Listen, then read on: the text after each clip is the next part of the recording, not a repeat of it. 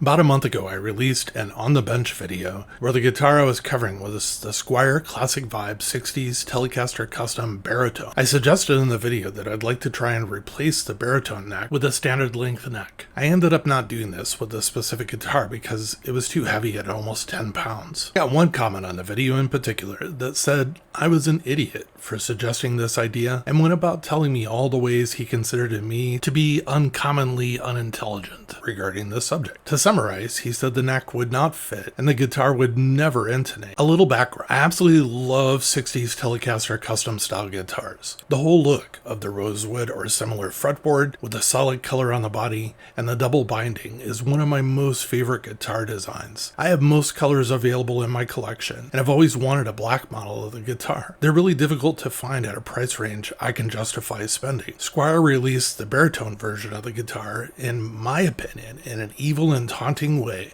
so as to remind me of what I'd never be able to attain. Thank you, Squier. Then I examined the Squier baritone body and found that there was nothing magical to it in any way. It wasn't made in like some special baritone factory. The neck pocket is the same and a normal scale Telecaster fits perfectly. The Squier baritone's bridge, saddles, electronics, and pickups were not specifically designed for a baritone guitar. I have actually built 6 Telecasters with the pickups out of Squier baritones that I've purchased from stratosphere.com. And I'm here to tell you that they are the same pickups as a normal Telecaster.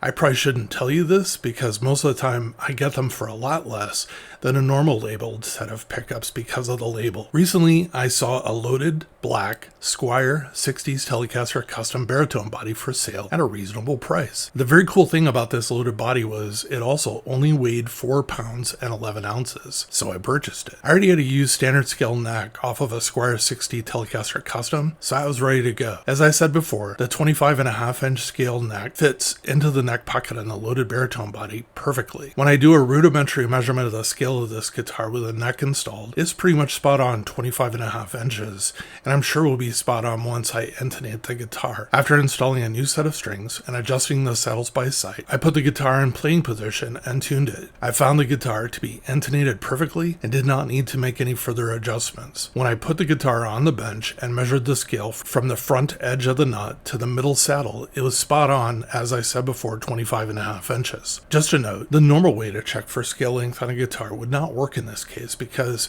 if I measured from the front edge of the nut to the middle of the 12th fret and doubled it, that would only tell me that I was using a neck that was a 25.5-inch scale neck. Since I needed to see basically the scale of this body and neck combined, I measured from the edge of the nut to the front edge of the middle saddle, and that's how I got my measurement. In the end, I'm a very happy man. You can install a standard scale neck on a Fender Telecaster baritone body. Also, I am an idiot and stupid in a lot of cases, just about other things, and not this one. I'm just saying.